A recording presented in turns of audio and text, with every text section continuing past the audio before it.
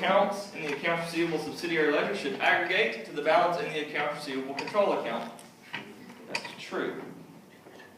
Number 3, any transaction where the cash account will be debited in the general journal may be recorded in the cash receipts journal.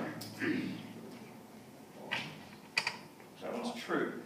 Number 4, the accounts payable subsidiary ledger is used to provide detail as to who owes money to us. False. Why? Accounts payable tells what? Who we owe to. Good. Number 5, at the end of the accounting period, an entry should be made to the control accounts used in each special journal. That's true. All right, so number 1, false. Number 2, true. Number 3, true. Number 4, false. Number 5, true. False, true, true, false, true. Okay, here's what we've got. We're going to have to spend an extra day in chapter 5, so what we're going to do is this. We're going to finish 5.2 today. We're going to come in here on Wednesday, and we're going to work problem 5-4A. So here's kind of the setup. 5-2A talks about the revenue in the cash receipts journal. 5-4A talks about the purchases and cash payments journal. Okay? So remember, I told you there's 4 special journals that we're worried about. So we'll have a problem that goes with every single one of them. 5-2A talks about the accounts receivable control account. 5-4A is going to talk about the accounts payable control account. Okay? So we'll have everything covered. The other thing I'm going to do is this. Problem 5-5. We're not going to have time to stay there and work through it. It's a lengthy problem, but it combines everything. It's all 4 special journals. It's both controlling accounts, accounts receivable, and accounts payable are in 5-5A. I'm going to email you the solution to that problem if you want to work it and, just to get some extra practice on it.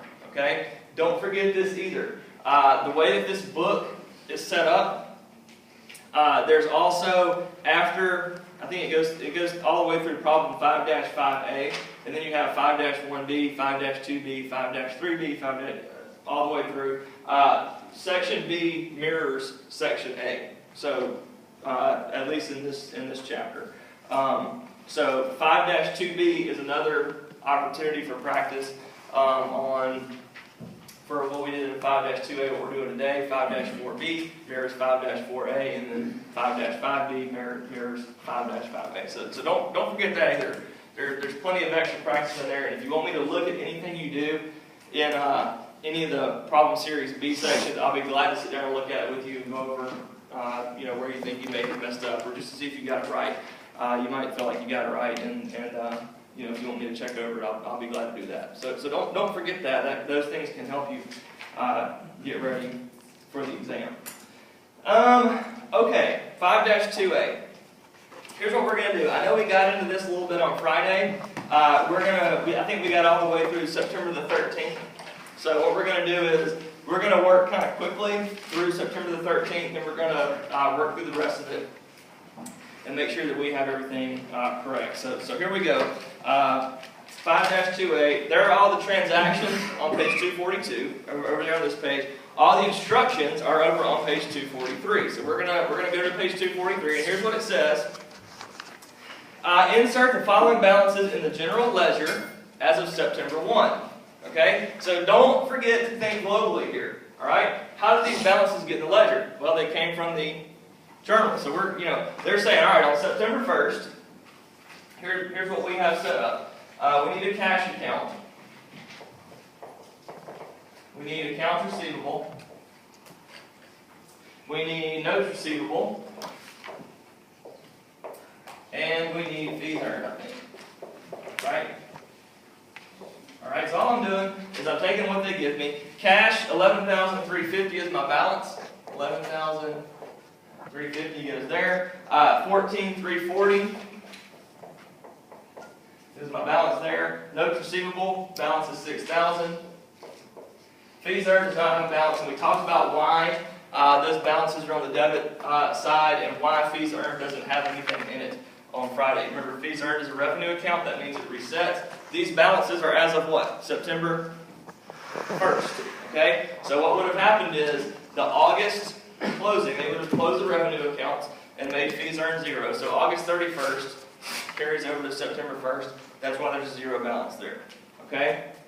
All of these are all on the debit side because they're all assets. We need to be able to recognize that. Okay? Assets have a normal debit balance, therefore those figures go on the debit column. Okay. Now, after that, this is instruction number 2. We're moving to the accounts receivable subsidiary ledger. We've got 4 customers that we're primarily working with, and here they are. It's Mendez, Nickel, Rahal, and Shiloh. So here's what I'm going to do. We'll say Mendez, Nickel, Rahal, and Shiloh. And remember the idea, all right? These are what? That's what we call a subsidiary ledger, okay? Sub means under, submarine, underwater, okay? Subsidiary ledger, it ties back to something in the general ledger, all right? So these accounts tie back to what? They should always tie back to accounts receivable, all right? So this tells us what? This tells us who exactly owes us money. This doesn't. This just tells us that this is how much is owed. This tells us exactly who owes it. Okay? All right. So Mendez, $82.30.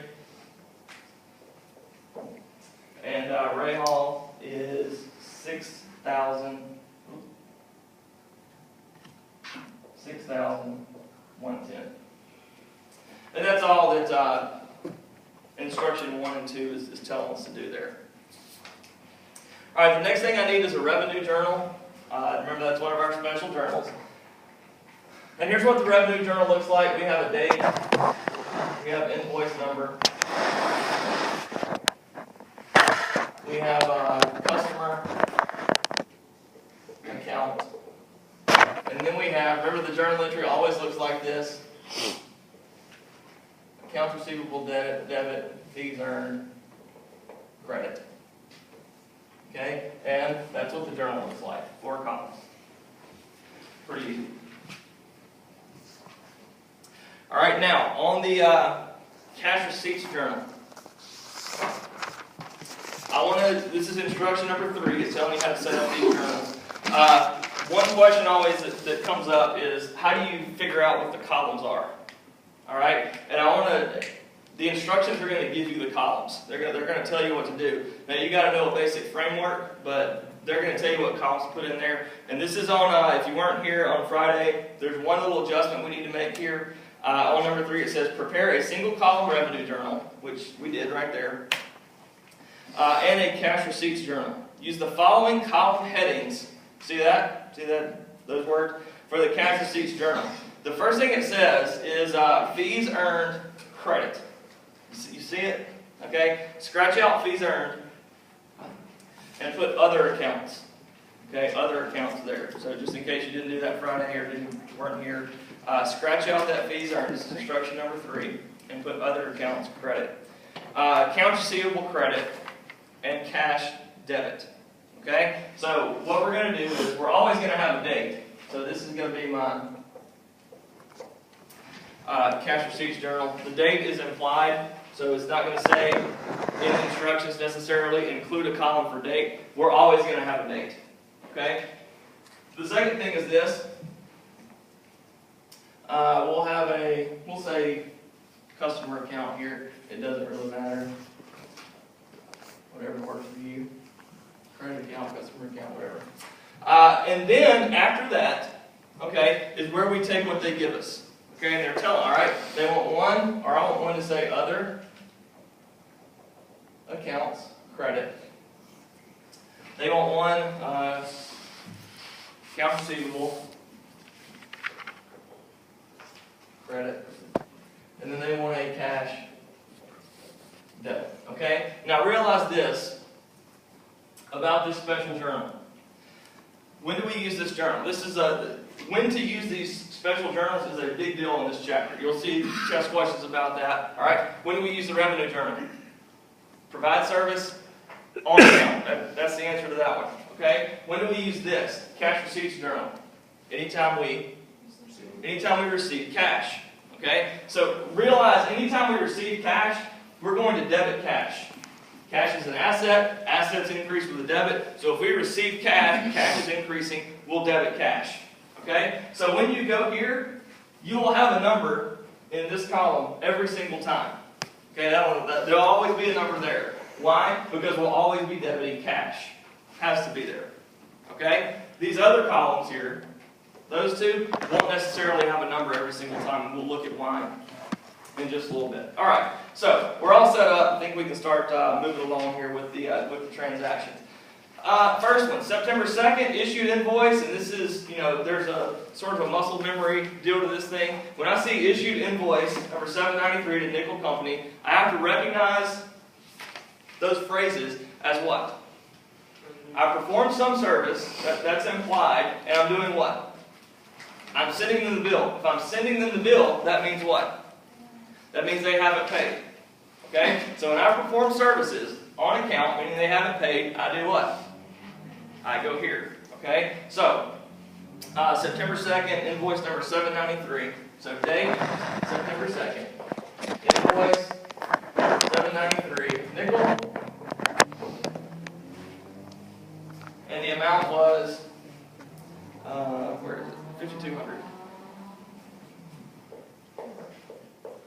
5,200. Very simple, right? The 5th,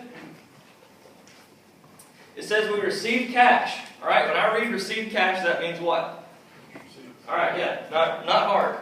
Okay, cash receipts. The question is this: why did I receive cash? People don't just send me cash for no reason. So I have to always ask, why am I getting this? All right, here's what it says: received cash from who? Mendez. All right. For the balance owed on its account. So in this entry, the 9-5 entry, I know my customer is Mendez. What I don't have is the amount. Okay, and I gotta do a little thinking here. All right, they're paying me what? They're paying me what they owe. What tool do I have now that tells me what individual customers owe me? I've got my accounts receivable subsidiary ledger. So I find Mendez. Here they are. They owe me what? They owe me $8,230. So what I'm going to do is this.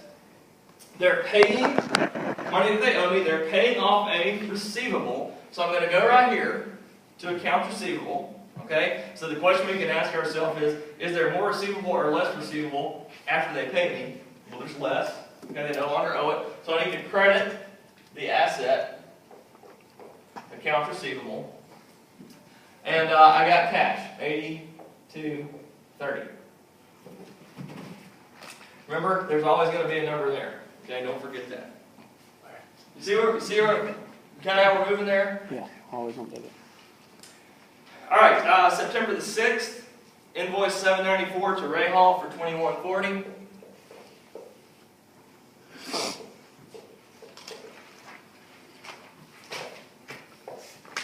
Four? Okay. 9-6. 794 to Ray Hall. And then on the 13th, and this is the last one we did, issued invoice 795 to Shiloh. 795. What was it? Bless you. What was it? 3,420. 3,420. Okay. Now, you will notice in your book, after that entry, that's where we stopped. After that entry, in italics, it says this: post revenue and collections to the accounts receivable subsidiary ledger. All right? Now, we can do this a couple of ways. Obviously, the book is telling you to sort of let them build up and then do everything at one time. You can post, you can do one entry and go ahead and post. That's perfectly okay. I don't care how you do it. I just want it to be accurate. So we'll kind of take what the book gives us here. And the first thing we need to deal with is Mendez did what? They paid. We can always look at, does Mendez still owe us $82.30?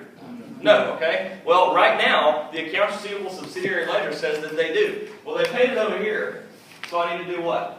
I need to post this into my subsidiary ledger. Okay? Now I'm accurately reflecting what? They owed it, and they paid it. They don't owe me anything right now.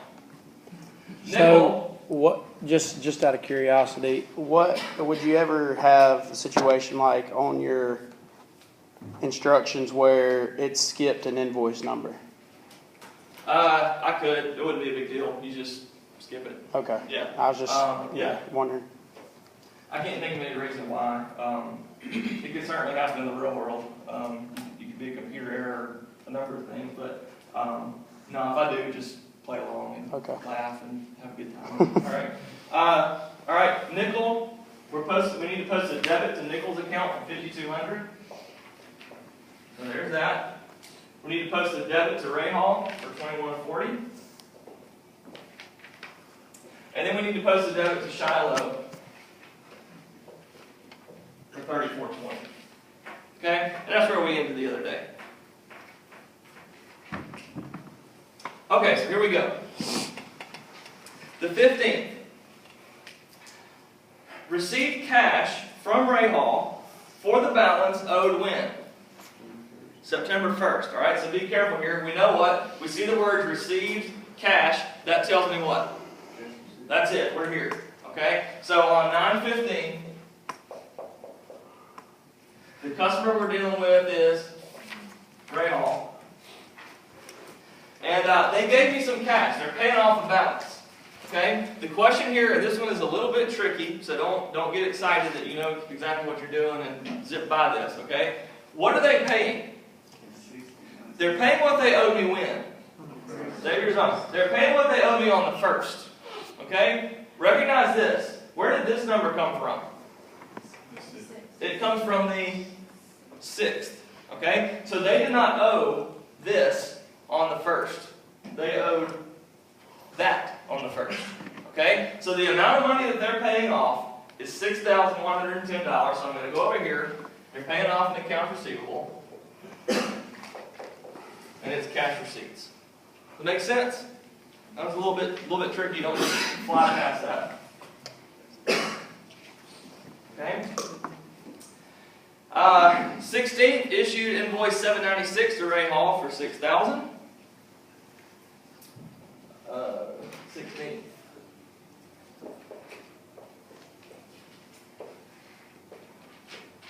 Ray Hall, 6,000. All right, and now it says again, if you're following along there, post revenue and collections to accounts receivable subsidiary ledger. So we're gonna post these again.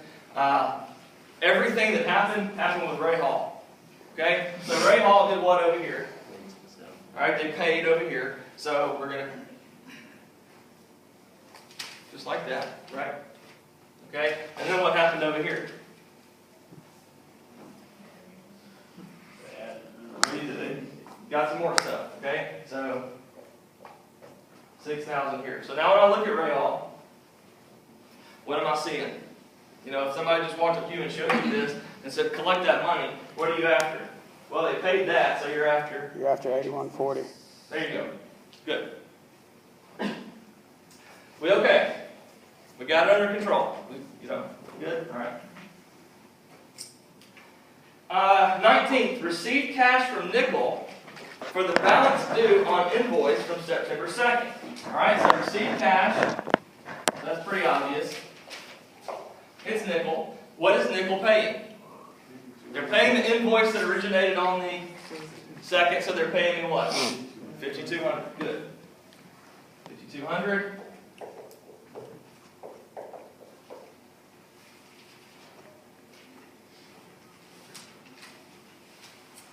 September 20, received cash from Ray Hall for invoice on September 6th. So received cash, we're here.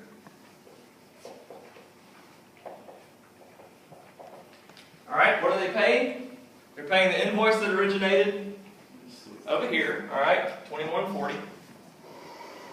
They're paying $2,140. We good? Good. All right. September 22nd, issued invoice 797 to Mendez for $7,590.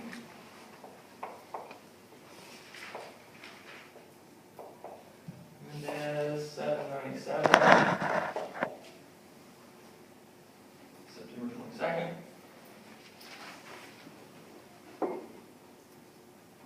about that one? You with me over here? Got it?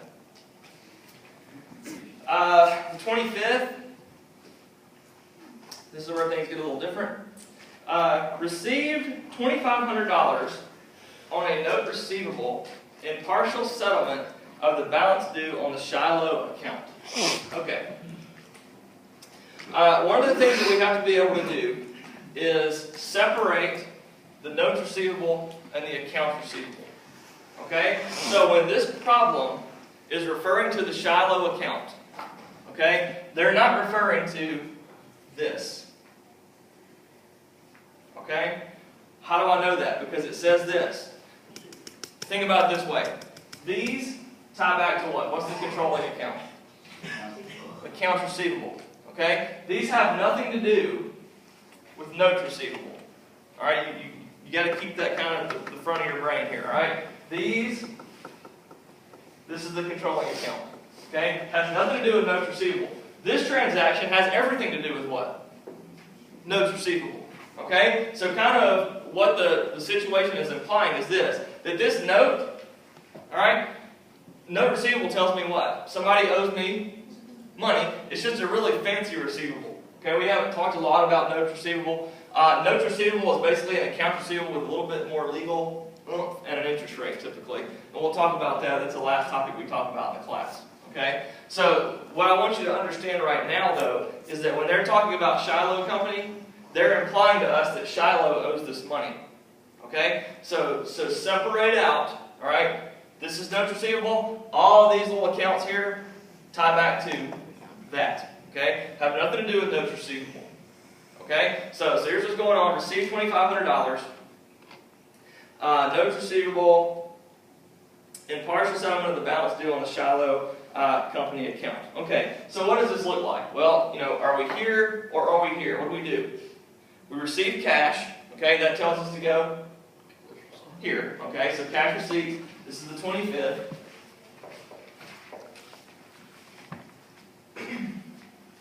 Here's what this entry looks like.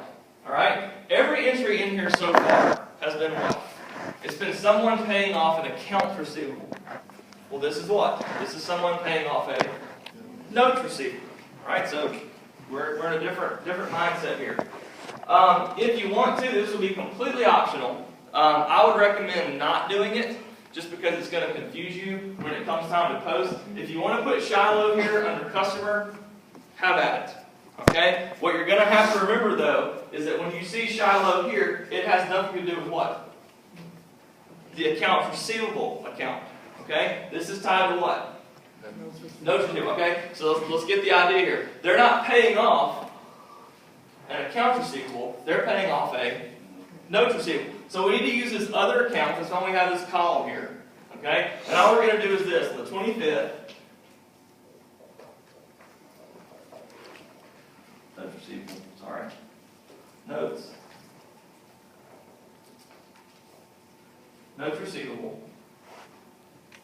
Is going to be credited. And the amount is $2,500. $2,500. Okay? And the offset's what? I still receive cash, right? Remember what I told you? There's going to be a number in this column every single time. Okay? So we'll go over here and put that $2,500 just like that. Okay? So you don't put Shiloh. Don't have to. That's what I was talking. You can, if you want to. If you want to put Shiloh right here. The thing you're going to have to keep straight is when it comes time to post these things, don't just say, Shiloh, $2,500, and come here. Okay, because they're not paying this, they're paying this. So just be careful. I don't do it, but that's one of those things that I don't have a preference. But just make sure you get it right. And then on the 30th, received cash for fees earned. So this is what? This is us performing services, and then what? Instead of paying later, they're paying now. Okay, we received cash. So we're going to go to cash receipts on the 30th. The account that I'm going to credit is fees earned. The amount is $11,970.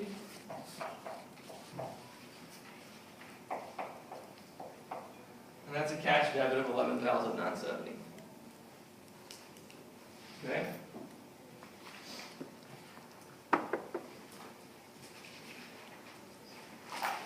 All right, those are the entries. How are we right now? We okay? We got to get this in order to get the rest of it. We're good. Got it? Okay, all right. Here's what we have to do the rest of the way. First, we have to post everything. We haven't got done posting. Over here, we posted everything up until. We didn't do this, did we? We haven't posted those. Okay, all right. So here we go. Nickel paid us $5,200. So we'll go over here. Granite nickel. $5,200.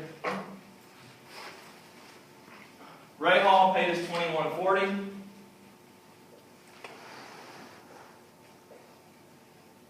So there's that. Hang on to these for just a second.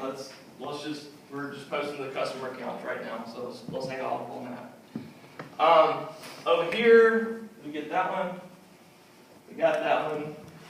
Ray Hall, $6,000 debit. Oh, we got that one too. Mendez, $75.90. And that's it. All right. So let's do a little figure in here. On September 30, which is where we are, remember, we made it all the way through the end of the month. Okay? On September 30th, and write this one down too, we have only posted to what? The subledger. You know, we haven't hit any of these general ledger accounts yet. Okay? We will, we haven't yet. Okay, so all we've done is down here in the subledger. Okay? So, how much does Mendez owe us? Alright, yeah. We had this, they paid it, so they owe us what? They owe us $75.90. Nickel owes us what? Nickel owes us nothing. They owed us $5,200, they paid it. Ray Hall, to start the month, owed us $61.10, paid it. Then they, $2,140 here, they paid it, so they owe us what? $6,000. They owe us $6,000. And Shiloh still owes us $34.20. Okay? So what we've been saying the whole time is that this subledger should always tie back to what? The controlling account, accounts receivable. So here we go, alright? Mendez owes us $75.90. Ray Hall owes us $6,000. And Shiloh owes us $34.20 for a total of $17,010. Okay? Well, right now, accounts receivable says $14,340. Okay? Why is it off? Because we haven't what? We haven't updated our controlling account. Okay? So what we should see down here, at the end of the day, this should tie, we should hit that number, 17,010. Let's see if it happens. Okay, we've got a couple of entries to make. All right, so this is instruction number 5, I suppose. We need to total everything up, and what that means is this. We go to our columns with numbers, and we see what? If you add those up, the number is 24,350. Okay, over here, the number in the other column is 14,470. The total in the accounts receivable column is 21,680. And the total over here in the cash column is 36,150. Okay? If you want to do a quick little check, just to make sure these credit columns tie back to your debit column, which they always should, you can do that. It does in this case, I'll save you the time, but you can sort of check right there to see what happens. Okay? So, this is next part's an important part of special journals. Okay? At the end of the month, we have to take these totals here, okay, and place them into the general ledger. Okay? The way you get to the general ledger is through the general journal. Alright? So we have to, at the end of the month, go back, based on the activity in these special journals, get all this into the general journal. Okay? So, what's my entry here? Remember, just think about this. All throughout the month, we've only hit these sub accounts. So we've been in sub the whole month. Now we're at the end, and we got to get to general. Okay? So you'll notice what? Every time something hits this revenue journal, that's the entry, right? Okay? So on September 30, when it comes time to move all this into the general journal, I do what? Remember, when I'm in general world, general journal, general ledger, I'm not concerned about individual customer accounts. I'm worried about what? Global, aggregate, everything. Okay? So I just need to do what? That's my number. Right? And I'm going to do what? I'm going to debit accounts receivable, debit AR for $24,350, and credit what? Fees earned for $24,350. Okay? What this does is it makes my general journal and my general ledger a little bit cleaner, a little bit easier to follow. Okay? So if I post this, all right, I need to do what? Remember, this is in general journal. Okay? Post to the general ledger. Accounts receivable needs $24,350 in it. Fees earned needs what? $24,350. Right there. Okay? Over here, there's a little bit more going on. So this is under here, this is going to be my general journal. And all these entries are going to happen on the 30th. I got 3 entries here. Okay? The first thing is what? Let's deal with accounts receivable first. Alright? Accounts receivable needs to be credited for $21,680. Why am I crediting accounts receivable? Because these people are what? They're paying off. Okay? So I know accounts receivable is going to be credited for $21,680. What's my debit? Anytime I get a number out of here, what's my debit? Cash is always my debit. Alright? So I got a debit, cash, $21,680. We'll go ahead and post that, $21,680 here, and $21,680 there. Now, you get the balance here, you should get what? You should tie back to that $17,010. So we did hit it, and this does tie back to that figure. The other thing we have to do is what? We got to deal with this notes receivable. So on 9/30,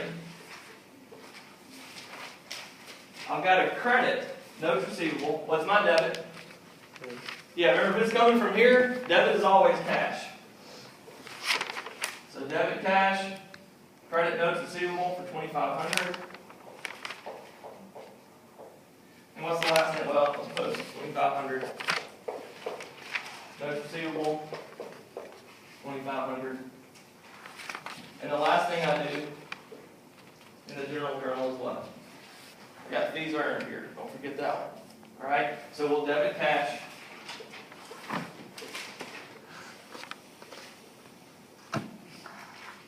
We'll credit fees earned. How much? $11,970. $11,970. Debit cash. Credit. 7. Fees earned. Okay?